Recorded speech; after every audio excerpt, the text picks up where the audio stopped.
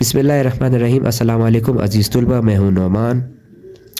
اردو لازمی برائے جماعت نہم 9th کلاس۔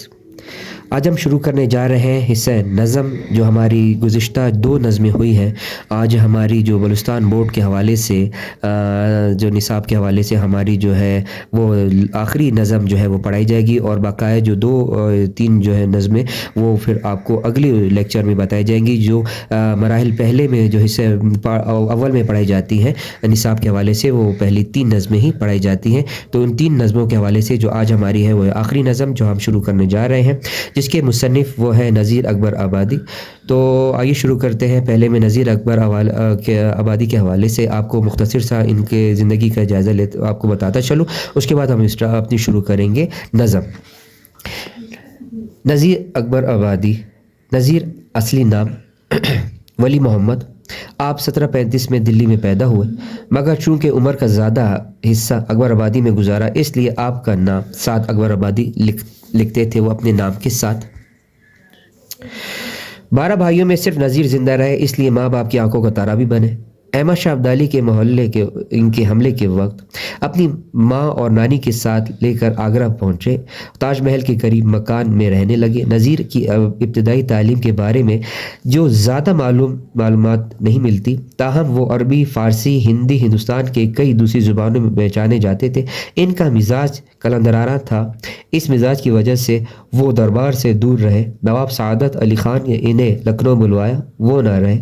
اسی طرح بھرت پور کے رئیس کی دعوت بھی ٹھکرا دی۔ قطر میں کچھ عرصہ معلم یعنی پڑھانے کے حوالے سے وہاں پہ ان کو نوکری چھوڑ کر آگرہ آنا پڑا۔ 17 روپے ماہوار ان کو جو وہاں سے ملتا تھا، وہ اتنی ان کی جو مقرر کی گئی تھی تنخواہ وہ اتنی تھی۔ بچوں کے اتالق، یہاں اتالق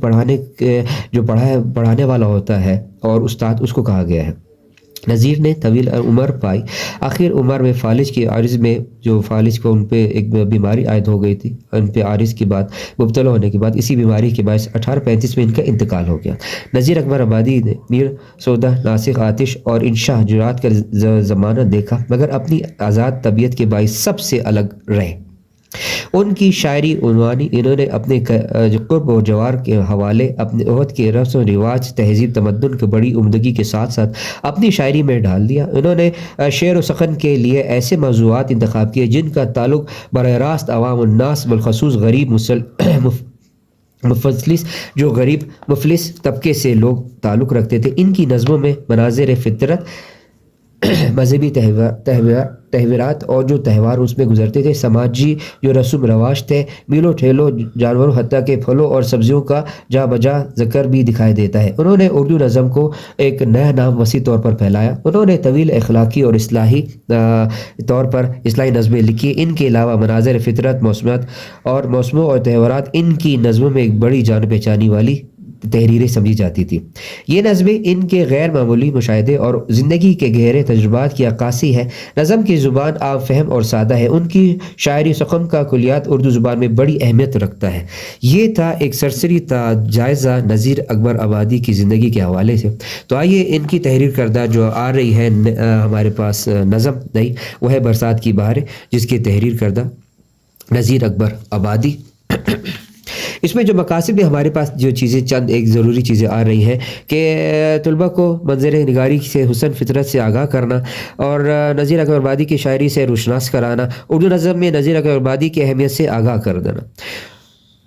شروع کرتے ہیں۔ اس میں ہوا میں کیا کیا برسات کی بہار ہے، سبزوں کی لہلہاٹ باغات کی بہار ہے، بوندوں کی جھنجھاہٹ فترات کی بہار ہے، ہر بات سے تماشے ہر گات کی بہار ہے، کیا کیا مچی ہے یارو برسات کی بہار ہے، بادل ہوا کے اوپر ہومس سے چھا رہے ہیں، جڑیوں کی مستیوں سے دھوم مچا رہے ہیں، پڑتے ہیں پانی ہر جال تھل کرتے، گزر بھیگے ہیں سبز نہارے، کیا کیا مچی ہے یارو برسات کی بہار ہے، ہر جا بجا رہا ہے سبز ہر بچھونے، قدرت کے بچھ رہے ہر جا بچھونے، جنگل میں ہو رہے ہیں ہر پیدا ہر ہرے بچھونے دیے ہیں حق نے، کیا کیا ہرے بچھونے، کیا کیا مچی ہے یارو برسات کی بہاریں، سبزوں کی لیل لہاہٹ، کچھ ابر کی سیاہی اور چھا رہی ہے گھٹائیں سرخ و سفید کاہی، سب بھیگتے ہیں گھر گھر لے ماہتابہ مائی، یہ رنگ کون رنگے تیرے سوا الہی، کیا کیا مچی ہے یارو برسات کی باریں، کیا کیا رکھے ہے یا رب سامان تیری قدرت، بدل رہے ہیں رنگ کیا کیا ہر آن تیری قدرت، سب مست ہو رہے ہیں میں پہچان تیری قدرت، تتر پکارتے ہیں سبحان تیری قدرت، کیا کیا مچی ہے یارو برسات کی بہاریں۔ کلیاتی نظیر۔ عزیز طلباء، جو برسات کی بہاروں کے حوالے سے جو اس میں بتایا گیا ہے، جو شاعر اس میں قدرت کے اللہ تعالیٰ کے جو نظارے وہ حسین فطرات کو آگہی سے بتا رہے ہیں کہ دلکش ایک انداز سے کہ اللہ تعالیٰ نے برسات کی بہاروں میں کیا کیا رونقیں رکھی ہیں کہ جب برسات کی بہاریں آتی ہیں تو سبزوں میں لہلہاٹ سی آ جاتی ہے، تازگی سی آ جاتی ہے، ہر وہ چیز ہر وہ جگہ ہمیں دھلی ہوئی لگتی ہے، فطرت کی طور پر عکاسی نظر آتی ہے اللہ تعالیٰ کی طرف سے۔ اللہ تعالیٰ کی شان دیکھے کہ قدرت کا نظارہ کہ ہر وہ چیز جو زمین چٹک رہی ہوتی ہے، جہاں پانی کی بوند ترس رہی ہوتی ہے، جب اس پہ پانی برستا ہے زمین پر تو زمین میں جیسی زندہ چیزوں میں بے جان چیز میں ایسا لگتا ہے جیسے کسی چیز میں جان ڈال دی گئی ہو۔ یہ اللہ تعالیٰ کی قدرت ہے کہ انسان جتنا بھی اپنے باغات کو پانی سے دھلتا رہے، دہاتا رہے اور وہ نکھارتا رہے، لیکن ایک بارش کی بوند جیسی پڑتی ہے اور برسات جیسی پڑتی ہے، پانی کی جیسی آمد آسمان سے اللہ کی تعالیٰ کی طرف سے آتا ہے تو وہ ہر چیز ایک دھلی ہوئی، نکھری ہوئی، کھلی ہوئی نظر آتی ہے۔ انسان کے بس میں کچھ نہیں ہے، کتنی جو ہے وہ جو ہے اپنی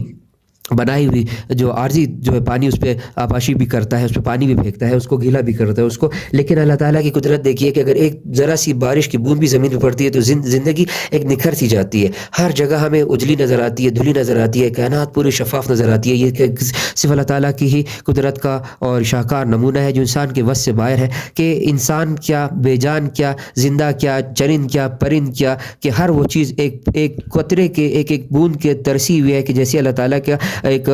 امر ہوتا ہے، ایک حکم ہوتا ہے اور بادل آ جاتے ہیں، اکٹھے ہو جاتے ہیں اور گھٹا سی چھا جاتی ہے اور وہاں کا ایک منظر الگ سا ہوتا ہے کہ آسمان پہ چاروں طرف ایک کالی گھٹا سی، اور وہاں پہ جب تیاری ہوتی ہے اور اللہ کے حکم سے جو ہے ایک بوند لے کر فرشتہ اترتا ہے زمین پر تو کیا وہ نمودار اور وہ کیا منظر ہوتا ہے، کیا سین ہوتا ہے وہ کہ انسان اس کو صرف لفظوں میں بیان نہیں کر سکتا، قید نہیں کر سکتا۔ وہ اسی بہاریں ہمیں نظر آتی ہیں برسات میں ہی کہ ہر وہ چیز جب کسی جگہ پر بارش نہ ہو رہی ہوتی ہے تو پوچھو اس جگہ پہ، اس جگہ کے حال سے، چاہے وہ چیز زندہ لوگوں سے پوچھی جائے، چاہے وہ بے جان لوگوں سے چیز پوچھا جائے، کسی سے بھی پوچھا جائے، لیکن ہر وہ چیز، ہر وہ ایک پتے سے پوچھا جائے، ایک بیل بوٹی سے پوچھا جائے، ایک چیز کو دیکھا جائے، پرکھا جائے تو چٹک رہا ہوتا ہے، پانی کو ترس رہا ہوتا ہے، اور جیسی قدرت کا وہ ایک شاہکار دیکھتا ہے جب برس جاتا ہے پانی اس پر اور ایک موسلادھار اس پہ جب بارش آ جاتی ہے یا وہ نکھرنے کو لگتا ہے تو اس پہ جیسے زندگی میں ایک جان آ جاتی ہے، جیسے اس میں کوئی سانس سی چیز آ جاتی ہے اور ہر وہ چیز ہمیں شفاف دھلی نظر آتی ہے۔ اور اگر ہم کھیتوں کو دیکھیں، باغات کو دیکھیں اور کسی بھی کھیت کھلیان کو دیکھا جائے تو وہ ایسا لگتا ہے جیسے کہ سبزہ قالین، ہر وہ چیز شفاف، ایک پتے کو، ایک ڈالی کو، ایک پودے کو، ایک چیز کو جو ہے وہ قدرت نے جیسے کسی گیلے کپڑے سے شفاف کر کے ہمارے سامنے پیش کر دیا گیا ہو۔ زمین ایسی ہو جاتی ہے جیسے کہ یہ کب سے جو ہے پیاسی تھی پانی کی اور یہ اللہ تعالیٰ کے حکم کے منتظر تھی کہ جیسے ہم کوئی بارش برسے تو ہم اپنی جو ہے اصل رنگ و نور اس کو جو ہے وہ ابھارے۔ یہ قدرت کے مناظر ہے، قدرتی مناظر یہ اللہ تعالیٰ نے جو ہمیں دکھائے ہیں جو برسات میں ہمیں نظر آتے۔ تو شاعر جو بڑے پیارے انداز میں لکھ رہے ہیں برسات کی بہاروں کو جو ہے دلکش انداز سے بتانے کا ان کا مقصد ہے کہ سبزہ ہرے بچھونے، یہاں پر اس کو کہا گیا ہے جیسے کھیت کھلیان ہے، یہاں پہ اس سے شاعر جو ہے وہ تشبیہ دے رہے ہیں کہ ہرے بچھونے کا مطلب ہے جو سبزہ اور قدرتی بچھ رہے ہیں ہر جگہ پر، ہر جنگل میں دیکھو، بیابان میں جگہ پر دیکھو، زمین پر دیکھو، پہاڑوں پہ دیکھو، ہر وہ چیز کائنات کے ہمیں دھلی ہوئی نظر آتی ہے جب برسات کی آمد ہوتی ہے اور جب برسات ہونے کو ہوتی ہے۔ سبزوں کی لہلہاٹ، جو بھی سبزہ ہے لہلہاٹ جب وہ ہوائیں سے جھونکے سے کبھی اس طرف جھوم رہا ہوتا ہے تو کبھی اس طرف جھوم رہا ہوتا ہے، یہ گھٹائیں سرخ سفید کاہی سب بھیگتے ہیں گھر گھر لے جا ماہتاباں، یعنی کہ ماہتابانہ گھر گھر ایک جگہ وہ تک دھلی نکھری نظر آتی ہے جو اللہ تعالیٰ کی طرف سے قدرتی بارش آبشار ہمیں ہوتی ہوئی نظر آ رہی ہوتی ہے۔ رنگ طور پر جو ہے تیرے سوا الہی کون اس چیز کو کر سکتا ہے، اور انسان خود محتاج ہے تیری ہر چیز کا، کیا کیا یا رب تیرے سامان قدرت، بدل رہے رنگ کیا کیا تیری آن قدرت کے، یعنی ہر وہ چیز مست ہو رہی ہے اور پرندے تک تیری ایک ثنا گو ہے اور تیری عبادت میں لگے ہوئے ہیں، چاہے وہ جس طرح بھی اپنے انداز سے کریں، سب تیرے شکر بجا لاتے ہیں کہ اللہ تعالیٰ تیرے ایک بڑا احسان کہ تم پر، آپ نے ہم پر ایک برسات، ایک بارش اور اپنی رحمت برسائی ہے۔ تو عزیز طلباء، امید کرتے ہیں آپ کو یہ نظم جو ہماری سلیبس کے حوالے سے جو آج نظموں کی طرف سے جو ہمارا اختتام ہو چکا ہے، یہ گزشتہ بھی اور اور آج والی آپ کو اچھی سی سمجھ آ گئی ہوگی، آج کا لیکچر بھی، اور انشاءاللہ تعالیٰ آپ کو اگر کوئی سوال ہو اپنی رائے سے جو ہے ہمیں ضرور آگاہ کریں، ہمارے چینل کو لائک کریں، سبسکرائب کریں، بیل آئیکن پہ کلک کریں تاکہ آپ کو نئی نئی ویڈیو سے آگاہی حاصل ہو سکے، اور اس کو شیئر کریں۔ انشاءاللہ تعالیٰ اگلے جو ہے لیکچر میں ہم اس کے جو ہے بقایا جو ہے تحریری کام آپ کو اس کے اشعار کی، شعر کی تشریح وغیرہ اور اس کے سوالات جو انشاءاللہ تعالیٰ وہ آپ کو ارسال کر دیں گے، اور اس کے بعد جو ہے ہمارے پاس بلوچستان کے نصاب کے حوالے سے نیا سبق جو انشاءاللہ تعالیٰ ہوگا، پھر ہم وہ انشاءاللہ تعالیٰ شروع کریں گے۔ تب تک کے لیے اللہ حافظ، السلام علیکم۔